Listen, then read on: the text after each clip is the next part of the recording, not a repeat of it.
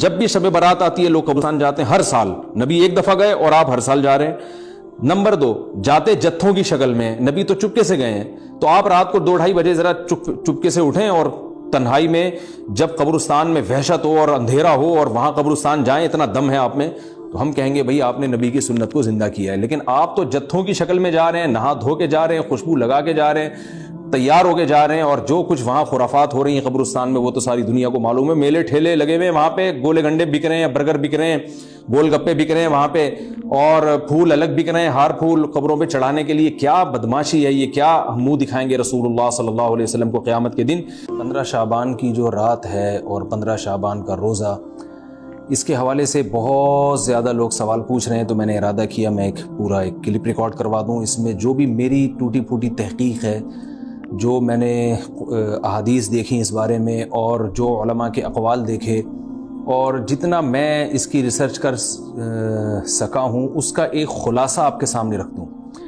اگر میں وہ تمام احادیث آپ کو پڑھ پڑھ کے سناؤں, پھر ایک ایک کی سند پڑھوں, پھر ایک ایک کی سند پہ بحث کروں, تو وہ بات بہت ہو جائے گی لمبی اور کلپ بہت طویل ہو جائے گا. تو ایک خلاصے کے طور پر پوری جو ایک تحقیق ہے وہ میں آپ کے سامنے رکھنا چاہتا ہوں.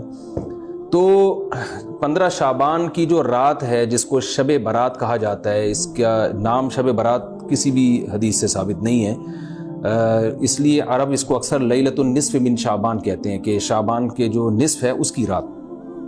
خیر, اس کا نام شب برات ہو اگر اس وجہ سے برات کے اس میں اللہ تعالیٰ کہا جاتا ہے کہ جہنم سے بری کر دیتے ہیں, تو اس وجہ سے کسی نے نام دے دیا ہو تو ایک الگ بات ہے. لیکن اس رات میں ہوتا کیا کیا ہے, لوگ کیا کیا کر رہے ہیں, اس کی کیا شرعی حیثیت ہے, تو میں نمبر وار انشاءاللہ اس کو تفصیل سے بیان کروں گا.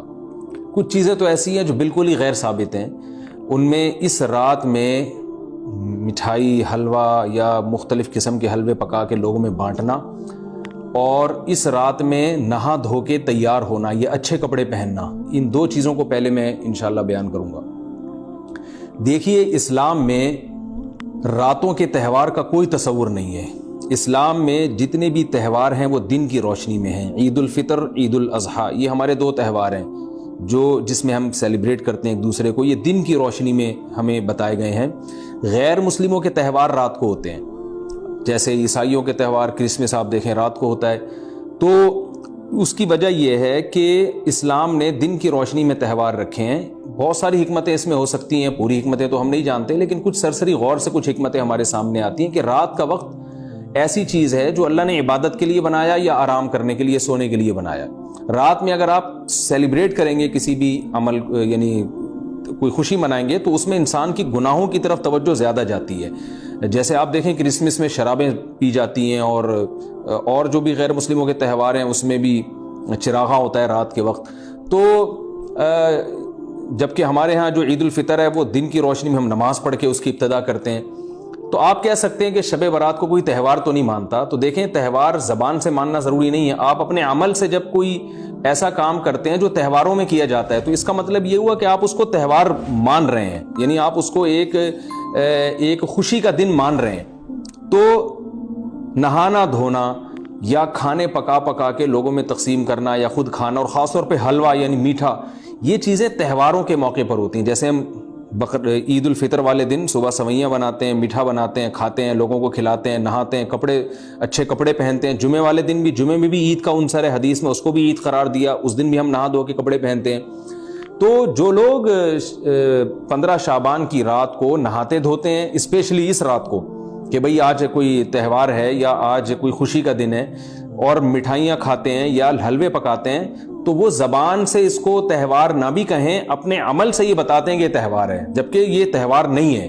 اسلام میں کوئی اس کی ایک ضعیف روایت بھی نہیں ہے کہ آپ صلی اللہ علیہ وسلم نے, میرے علم میں نہیں ہے کم از کم, ہو سکتا ہے کوئی موضوع من گھڑت روایت موجود ہو جس میں کوئی کہیں بھی نہیں ہے کہ آپ صلی اللہ علیہ وسلم نے اس رات کو ہمیں نہانے کا حکم دیا ہو, یا اچھے کپڑے پہننے کا حکم دیا ہو, یا کھانے پینے کا یا حلوے کھلانے کا, ہمیں حلوے مانڈے کا ہمیں حکم دیا ہو. تو اللہ کا واسطہ یہ بدعت ہے, اس کو ختم کریں اپنے معاشرے سے. اور اسلام میں تہوار کا ٹائم دن میں ہوتا ہے. عید الفطر, عید الاضحیٰ ہے جس میں ہم دن میں قربانی کرتے ہیں اور کھاتے ہیں, پیتے ہیں, نہاتے ہیں, دھوتے ہیں. راتوں کے یہ کام نہیں ہے, رات کو آپ سوئیں یا عبادت کریں. تو ایک چیز تو یہ تھی جو میں بتانا چاہ رہا تھا. دوسری چیز, اس رات کو قبرستان جانا. دیکھیے اس بارے میں حدیث پیش کی جاتی ہے، مشہور حدیث ہے، لوگ سنتے رہتے ہیں کہ نبی صلی اللہ علیہ وسلم رات کو اٹھے اور امی عائشہ رضی اللہ تعالیٰ عنہ بھی آپ کے پیچھے چلی گئیں اور آپ صلی اللہ علیہ وسلم جنت البقیع میں مغفرت کی دعا مانگ کے تشریف لے آئے واپس. تو یہ حدیث انتہائی درجے کی ضعیف حدیث ہے، اور ایک تو ضعیف حدیث ہے، دوسری بات یہ کہ اگر ہم تھوڑی دیر کے لیے فرض کر لیں یہ صحیح حدیث ہے اور ہم کہتے ہیں کہ بھئی نبی صلی اللہ علیہ وسلم نے یہ عمل کیا ہے، تو صحابہ میں سے کسی سے ضعیف حدیث سے بھی ثابت نہیں ہے کہ کوئی اس رات قبرستان گئے ہوں. حضرت ابو بکر کے بارے میں کوئی روایت نہیں ملتی کہ اس رات قبرستان گئے ہوں، حضرت عمر کے بارے میں کوئی روایت نہیں ملتی، یہ کسی ایک صحابی کے بارے میں نہیں. تو آپ مجھے بتائیں کہ یہ کیسی سنت ہے کہ جو صحابہ کی سمجھ میں نہیں آئی اور ہماری سمجھ میں آ گئی ہے. تو مشرکین مکہ یہ کہا کرتے تھے لو کان خیرن ما سبقونا الیہ، قرآن مجید کی آیت ہے کہ اگر یہ اسلام میں کوئی خیر ہوتی تو یہ صحابہ ہم سے پہل نہ کرتے. یہ صحابہ نے ہم سے پہل کیا ہے، اس کا مطلب ہے یہ اسلام خیر کا کام نہیں ہے. تو مشرکین کو صحابہ سے چونکہ نفرت تھی اس لیے کہتے تھے کہ یہ چونکہ اسلام کو فالو کر رہے ہیں تو یہ اس کی علامت ہے کہ اسلام خیر نہیں ہے، کیونکہ خیر میں تو ہم صحابہ سے آگے ہوتے ہیں. اپنے بارے میں ان کا یہ اس خوش فہمی میں مبتلا تھے وہ. لیکن ہماری رائے کیا ہے؟ ہم یہ کہتے ہیں کہ لو کان خیرن لسبقونا الیہ. وہ کہتے تھے لا سبقونا، ہم کہتے ہیں لسبقونا، کہ اگر کوئی بھی خیر کا کام ہے تو صحابہ ہم سے ضرور اس میں پہل کریں گے. یہ ہو نہیں سکتا کہ خیر کا کام ہم کریں اور صحابہ نے نہ کیا ہو. تو اسی طرح میں یہ عرض کرتا ہوں کہ دیکھیں اگر قبرستان جانا اس رات میں سنت عمل ہوتا تو صحابہ یقیناً جایا کرتے. کوئی ایک صحابی تو گیا ہو، یہ کیسی بات ہے جو صحابہ کی سمجھ میں نہیں آئی اور ہماری سمجھ میں آ رہی اور ہم قبرستان جا رہے ہیں اس رات کو. چلیں اگلا اسٹیپ تھوڑی دیر کے لیے فرض کر لیتے ہیں کہ نبی صلی اللہ علیہ وسلم جو ایک رات قبرستان گئے، فرض کر لیں وہ حدیث بھی صحیح ہے. یہ بھی فرض کر لیں کہ صحابہ اگرچہ نہیں گئے مگر ہم صحابہ سے بھی زیادہ آگے نکلنے کی کوشش کرتے ہیں اور صحابہ کو سمجھ میں نہیں آیا، ہمیں سمجھ میں آ گیا. تو چلیں فرض کر لیں تھوڑی دیر کے لیے کہ اس رات کو جانا ہم سنت مان لیتے ہیں، آپ کے دلائل ہم مان لیتے ہیں اور صحابہ کی سمجھ میں نہیں آئے لیکن ہماری سمجھ میں زیادہ آ رہا ہے. ہم فرض کر لیتے ہیں، مان لیتے ہیں کہ اس رات قبرستان جانا سنت ہے. تو آپ مجھے بتائیں نبی نے جو عمل جس طرح سے کیا ہو اس طرح سے سنت ہوگا یا آپ اپنی طرف سے، جس کو ہم پشتوں میں کہتے ہیں اخپل طریقے سے کرنا سنت ہے؟ نبی نے فجر کی 2 رکعتیں پڑھی ہیں اور ہر رکعت میں 2 سجدے کیے ہیں. آپ اگر فجر کی 3 رکعتیں پڑھیں گے تو کیا نماز ہو جائے گی آپ کی؟ اب آپ دلیل میں یہ کہیں کہ نبی نے فجر کی نماز پڑھی ہے تو مجھ پر بھی لازم ہے. تو بھائی نبی نے پڑھی ہے تو جیسے نبی کے پڑھنے سے آپ پر پڑھنا لازم ہو گیا تو جس طرح سے پڑھی ہے اسی طرح پڑھنا لازم ہوگا، اخپل طریقے سے پڑھنا لازم نہیں ہوگا. تو اسی طرح یاد رکھیں، فرض کر لیں کہ نبی قبرستان گئے ہیں اور یہ قبرستان جانا سنت ہے، تو نبی کس طرح گئے ہیں اور کتنی دفعہ گئے ہیں؟ نبی رات کو چپکے سے اٹھ کے گئے ہیں، کوئی کسی کو آپ نے جمع نہیں کیا، کسی کو بتایا تک نہیں، جو اس حدیث سے پتہ چل رہا ہے ہمیں. اگرچہ یہ ضعیف حدیث ہے لیکن فرض کر لیں یہ صحیح ہے. تو کہیں پتہ بھی نہیں چل رہا، چپکے سے قبرستان گئے اور چپکے سے واپس آئے اور پوری زندگی میں ایک دفعہ گئے. جبکہ ہمارے ہاں ہر سال قبرستان میں لوگ جا رہے ہیں، جب بھی شب برات آتی ہے لوگ قبرستان جاتے ہیں ہر سال. نبی ایک دفعہ گئے اور آپ ہر سال جا رہے ہیں. نمبر 2، جاتے جتھوں کی شکل میں، نبی تو چپکے سے گئے ہیں، تو آپ رات کو 2-2:30 بجے ذرا چپکے سے اٹھیں اور تنہائی میں جب قبرستان میں وحشت ہو اور اندھیرا ہو اور وہاں قبرستان جائیں، اتنا دم ہے آپ میں، تو ہم کہیں گے بھئی آپ نے نبی کی سنت کو زندہ کیا ہے. لیکن آپ تو جتھوں کی شکل میں جا رہے ہیں، نہا دھو کے جا رہے ہیں، خوشبو لگا کے جا رہے ہیں، تیار ہو کے جا رہے ہیں، اور جو کچھ وہاں خرافات ہو رہی ہیں قبرستان میں وہ تو ساری دنیا کو معلوم ہے. میلے ٹھیلے لگے ہوئے ہیں وہاں پہ، گولے گنڈے بک رہے ہیں، برگر بک رہے ہیں، گول گپے بک رہے ہیں وہاں پہ، اور پھول الگ بک رہے ہیں، ہار پھول قبروں پہ چڑھانے کے لیے. کیا بدماشی ہے یہ! کیا منہ دکھائیں گے رسول اللہ صلی اللہ علیہ وسلم کو قیامت کے دن؟ آپ کے سامنے کیا وہ حدیث نہیں ہے کہ نبی صلی اللہ علیہ وسلم نے فرمایا کہ روایت میں آتا ہے کہ کچھ لوگ قرب میدان حشر میں آئیں گے تو ان کے چہرے ایسے ہوں گے جیسے میری امت کے چہرے ہوتے ہیں، میری امت کی شکل ہوتی ہے. حدیث کا مفہوم میں بیان کر رہا ہوں. تو جب وہ حوض کوثر کا پانی پینے کے لیے میرے پاس آئیں گے تو فرشتے ان کو بھگائیں گے، سحقن سحقن. تو آپ صلی اللہ علیہ وسلم پوچھیں گے یہ تو میری امت ہے، آپ تو فرشتے کیا کہیں گے کہ یہ آپ کی وہ امت ہے جنہوں نے آپ کے دنیا سے جانے کے بعد دین میں ایسی چیزیں ایجاد کر لی تھی جن کا آپ نے حکم نہیں دیا. تو آپ کیا فرمائیں گے؟ سحقن سحقن، دور کرو ان سے. تو ایسا نہ ہو کہ ہم قیامت کے دن رسول اللہ صلی اللہ علیہ وسلم کی شفاعت سے محروم ہو جائیں. تو اللہ کا واسطہ قبرستان مت جائیں اس رات، گھر میں بیٹھیں آرام سے، یہیں بیٹھ کے میت کے لیے مغفرت کی دعا کریں. اور اگر آپ سمجھتے ہیں نہیں یہ حدیث بالکل صحیح ہے اور جانا لازمی ہے تو پھر تنہائی میں جائیں، ایسے قبرستان کا انتخاب کریں جہاں آپ کے علاوہ کوئی بھی نہ ہو، اور پھر چپکے سے جائیں اور پتلی گلی سے واپس آ جائیں آپ. اگرچہ ہم تو اس کو بھی نہیں مانتے لیکن اگر کرنا ہے تو پھر اس طریقے سے عمل کریں اگر آپ حدیث کو فالو کرنا چاہتے ہیں آپ اپنے خیال کے مطابق. تو یہ دو باتیں ہو گئیں. ایک تیسری چیز کیا ہے, کیا قرآن اس رات میں نازل ہوا ہے اور تقدیر کے فیصلے اس رات میں ہوتے ہیں؟ دیکھیے قرآن میں دو جگہ اللہ نے اس مضمون کو بہت وضاحت سے بیان کیا. ایک سورہ دخان میں انا انزلناہ فی لیلۃ مبارکہ کہ ہم نے اس کو مبارک رات میں نازل کیا, اور اللہ نے فرمایا فیہا یفرق کل امر حکیم, اس میں حکمت والے فیصلے ہوتے ہیں اس رات میں. دوسری جگہ 30ویں پارے میں سورہ قدر میں اللہ نے فرمایا انا انزلناہ فی لیلۃ القدر, ہم نے اس قرآن کو لیلۃ القدر میں نازل کیا, اور اس میں بھی اللہ نے فرمایا تنزل الملائکۃ فیہا کہ فرشتے اس رات میں اترتے ہیں باذن ربہم من کل امر, تمام قسم کے معاملات لے کے. تو یہاں بھی اللہ بتا رہے ہیں کہ جو 1 سال کے فیصلے جس رات میں ہوتے ہیں اور فرشتوں کے حوالے کیے جاتے ہیں وہ رات اور قرآن کے نازل ہونے والی رات ایک ہی ہے, یہ الگ الگ راتیں نہیں ہیں. اور سورہ قدر میں اللہ نے فرما دیا واضح لفظوں میں کہ وہ لیلۃ القدر کی رات ہے. تو اتنی وضاحت کے بعد پھر یہ کہنا کہ اس رات میں قرآن نازل ہوا تھا جبکہ اس کے بارے میں کوئی صحیح حدیث موجود بھی نہیں ہے, ضعیف یا موضوع روایتیں ہیں, تو یہ بالکل قرآن پر میں سمجھتا ہوں کہ یہ ٹھیک نہیں ہے, بالکل دلیل کے لحاظ سے یہ کمزور بات ہے. اگرچہ بعض علماء اس طرف گئے ہیں اور انہوں نے تعویل کی ہے, انہوں نے یہ تعویل کی ہے کہ قرآن جو ہے آسمان دنیا پہ آیا لیلۃ القدر میں, اور وہاں سے جو نیچے نزول شروع ہوا ہے وہ شب برات میں ہوا ہے, لیکن یہ تعویل عقل سے بعید ہے اور اس تعویل کی ہمیں ضرورت بھی نہیں ہے. دو صحیح حدیثیں ٹکرا رہی ہوں یا قرآن کی آیت کسی ایسی متواتر حدیث سے ٹکرا رہی ہو تو پھر تو وہاں ہمیں تطبیق دینے کی ضرورت پیش آتی ہے, جب قرآن کے مقابلے میں کوئی حدیث ہی نہیں ہے, صحیح حدیث بھی نہیں ہے. حالانکہ قرآن کے مقابلے میں تو فقہا کہتے ہیں کہ اگر صحیح حدیث بھی ہو, متواتر نہ ہو, صحیح حدیث بھی ہو تو وہ بھی ظنی ہوتی ہے, تو اس حدیث کو رد کیا جائے گا, قرآن میں تعویل نہیں کی جائے گی. لیکن یہاں تو صحیح حدیث بھی نہیں ہے, یہاں تو ایک ضعیف روایت ہے اور ضعیف اقوال ہیں, آپ اس کو کیسے قرآن کے مقابلے میں لا سکتے ہیں؟ تو جو بالکل بے غبار بات ہے وہ یہی ہے کہ اللہ تعالیٰ نے قرآن مجید کو لیلۃ القدر میں نازل کیا جو رمضان کے آخری عشرے میں ہوتی ہے, اور اسی لیلۃ القدر میں فیصلے بھی ہوتے ہیں. اور بعض لوگ کہتے ہیں اس میں حرج کیا ہے کہ ہم 15 شعبان کو بھی فرض کر لیں, اس میں قرآن نازل ہوا اور لیلۃ القدر میں بھی. بھائی اس سے لیلۃ القدر کی ویلیو کم ہوتی ہے. اللہ تو لیلۃ القدر کی ویلیو بڑھا رہے ہیں کہ یہ ایسی رات ہے جس میں 1 سال کے فیصلے بھی کر دیے جاتے ہیں اور اس میں قرآن مجید کا نزول بھی شروع ہوا. تو جس رات کو اللہ نے جو پروٹوکول دیا ہے وہی پروٹوکول اس کو دینا چاہیے, آپ اس کو کسی اور رات کو نہ دیں وہ پروٹوکول. تو یہ تیسرا مسئلہ ہوا. پہلا مسئلہ حلوے مانڈے کا اور نہانے دھونے کا, وہ بھی غلط ہے. دوسرا مسئلہ قبرستان جانے کا, وہ بھی ٹھیک نہیں ہے. تیسرا مسئلہ کہ اس رات میں قرآن نازل ہوا اور فیصلے ہوتے ہیں, یہ تیسری بات بھی غلط ہے. نہ تو اس رات میں قرآن نازل ہوا اور نہ اس رات میں فیصلے ہوتے ہیں. چوتھی چیز کہ کیا اس رات کی میں عبادت کی کوئی فضیلت ہے سرے سے یا نہیں ہے, یہ ایک علمی مسئلہ ہے. تو اس بارے میں خوب اچھی طرح سمجھ لیں کہ اس بارے میں جتنی بھی احادیث ہیں جو اس رات کی فضیلت کے بارے میں ہے کہ بنو کلب کی بکریوں کے برابر مغفرت ہوتی ہے اور بکریوں کے بالوں کے برابر, اور یا جو بھی اس بارے میں روایات ہیں کہ سب کی بخشش ہو جاتی ہے سوائے اس شخص کے جو کسی کے دل میں کینہ رکھتا ہے, تو یہ جتنی اس رات کی فضیلت میں احادیث ہیں تو ایک بات تو خوب اچھی طرح سمجھ لیں, اس پر تمام محدثین کا, جہاں تک میں نے دیکھا ہے, تمام محدثین کا اتفاق ہے کہ اس کی فضیلت میں صحیح حدیث ایک بھی نہیں ہے. اس رات کی فضیلت میں ایک بھی صحیح حدیث موجود نہیں ہے.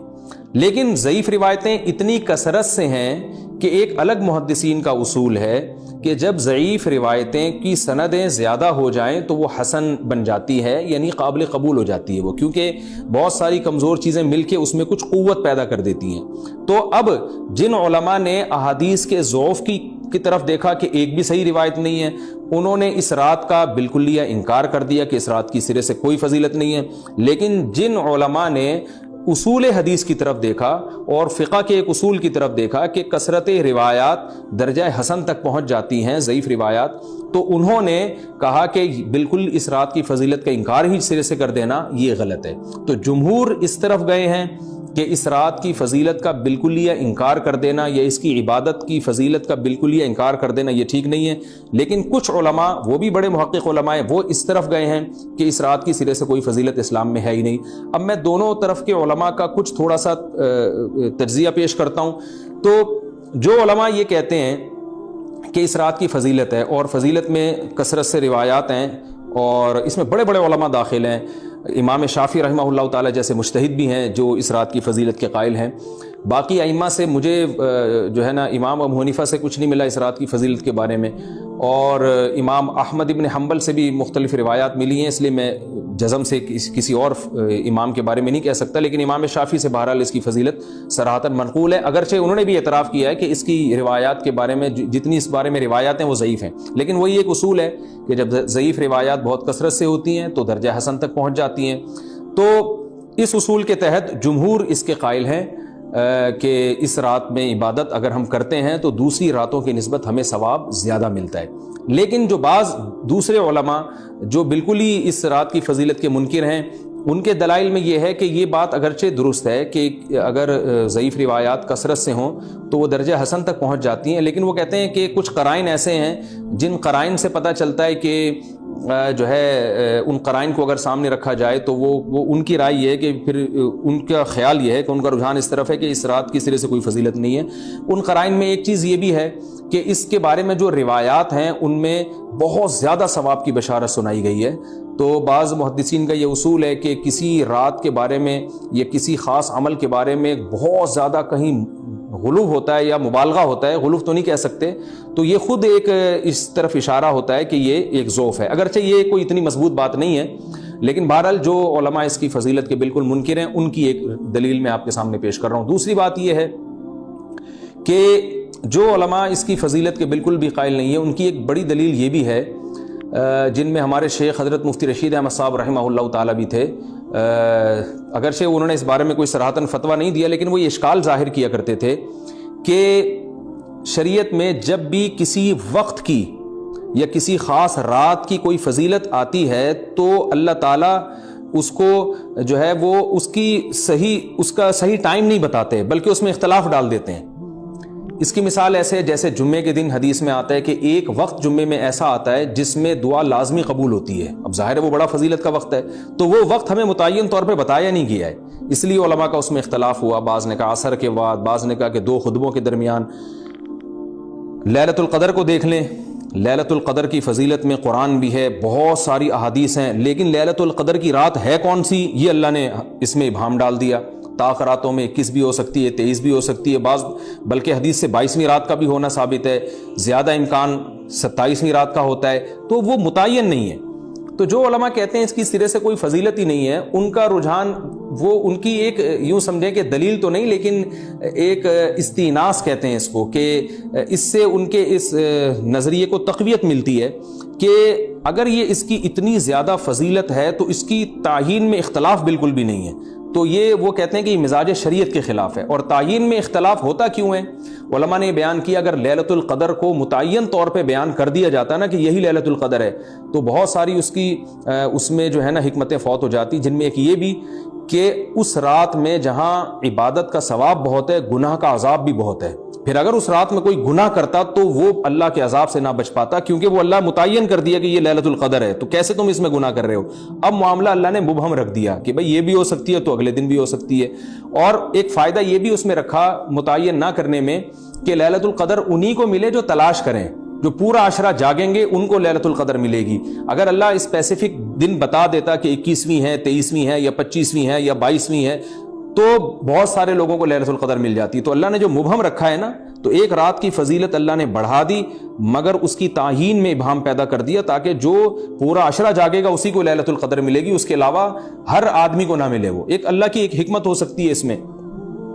تو یہ 2 حکمتیں ہیں کہ اس میں گناہ اگر کوئی کرے تو اس پر عذاب نہ آ جائے، کیونکہ اگر متعین کر دیا جائے گا تو پھر گناہ کیسے تم کر رہے ہو اس رات میں. تو اللہ نے اس میں بھی ابہام پیدا کر دیا. جو گناہ کرنے والا ہے اگرچہ وہ بڑا گناہ گار ہے اس رات میں، چاہے وہ رمضان کا آخری عشرے میں کسی رات میں بھی گناہ کرتا ہے، لیکن کم از کم اتنا عذر تو ہے کہ اس کو کیا پتا تھا کہ یہ آج لیلۃ القدر ہوگی. تو جو 15 شعبان کی رات ہے اس کی بہت زیادہ فضیلت ہے، تو پھر یہ رات کو متعین کیوں کر دیا گیا؟ یہ ان علماء کی دلیل میں بیان کر رہا ہوں جو اس کی فضیلت کے بالکل بھی قائل نہیں ہے. لیکن بہرحال حقیقت یہ ہے کہ جمہور علماء اس کی فضیلت کے قائل ہیں، کیونکہ یہ جو میں نے دلائل دیے کہ وہ علماء جو اس کی فضیلت کے سرے سے منکر ہیں ان کے یہ دلائل کو ہم دلیل نہیں کہیں گے بلکہ استئناس کہیں گے کہ استیناس کہتے ہیں کہ ایک چیز استدلال نہیں ہے بلکہ ان اپنے نظریے کی تقویت کے طور پر ایک چیز کو پیش کر دینا جس سے یہ لگتا ہو کہ واقعی یہ صحیح کہہ رہے ہیں. اس کو استیناس کہتے ہیں, میں جو آسان لفظوں میں سمجھانے کی کوشش کر رہا ہوں. اور ایک استدلال کہتے ہیں کہ ایک ریسرچ کو, ایک پوری تحقیق کو. تو جمہور کا مذہب ایک اصول پر مبنی ہے کہ بھئی اتنی ساری روایات ہیں اور ضعیف ہیں, ان میں ٹھیک ہے کچھ موضوع بھی ہیں لیکن بہت ساری ایسی ہیں جو موضوع بھی نہیں ہیں. تو ضعیف روایات ہیں, جب اتنی کثرت سے ہیں اور اس میں ہے بھی عبادت کا تذکرہ تو عبادت کرنے میں کوئی حرج بھی نہیں ہے. تو لہذا انہوں نے اس کو جو ہے نا اس کو دلیل بنایا ہے اور اصول کے لحاظ سے یہ بات درست ہے. تو اس اصول کو اگر کوئی فالو کرنا چاہے تو اس رات کی عبادت اس کے لیے بالکل ٹھیک ہے اور اللہ کی رحمت سے امید ہے کہ اس میں اس کو ثواب زیادہ ملے گا. تو جمہور ایک طرف ہیں اور بعض علماء دوسری طرف ہیں. تو یہ میں نے صرف اس لیے بیان کر دیا کہ اس رات کی فضیلت میں اتفاق نہیں ہے بلکہ مختلف فی ہے, مجتہد فی ہے, اختلاف رائے اس میں ہو سکتا ہے. تو اگر کوئی عالم اس رات کی فضیلت کا بالکلیہ انکار کرے اور ان علماء کا بھی احترام کرے جو اس رات کی فضیلت کے قائل ہیں تو پھر اس عالم پر رد کرنے کا حق نہیں ہے. دوبارہ میں اپنی بات کو ریپیٹ کرتا ہوں, اگر کوئی عالم یہ کہے کہ اس رات کی سرے سے کوئی فضیلت نہیں ہے تو اس عالم پر طعن و تشنیع جائز نہیں ہے کیونکہ ان کے بھی کچھ نہ کچھ استدلالات ہیں. ہاں اگر کوئی عالم اس رات کی فضیلت کا انکار کر کے جمہور کے مذہب کو بالکل غلط قرار دیں اور اس عمل کو یہاں اس رات کی عبادت کو بالکل بدعت قرار دیں اور جو اس رات میں عبادت کر رہے ہیں یا اس کی فضیلت کے قائل ہیں ان کو بدعتی قرار دیں تو یہ غلو ہو جائے گا, یہ زیادتی ہو جائے گی جو کہ بالکل غلط ہے. کیونکہ جب دونوں طرف دلائل ہیں تو اعتدال والی رائے اختیار کرنی چاہیے اور کسی ایک طرف بہت زیادہ جھکاؤ یا کسی ایک کو 100% غلط قرار دے دینا, بدعتی قرار دے دینا, یہ درست نہیں ہے. تو ہماری قوم میں ایک مزاج ہے کہ بس اپنی رائے کو مسلط کرتے ہیں اور دوسرے کی رائے کو مانتے ہی نہیں. تو عوام کے لیے کیا ہے؟ لوگ کہتے ہیں مفتی صاحب کنفیوز کر دیا آپ نے, تو لٹکا کے چھوڑ دیا ہمیں.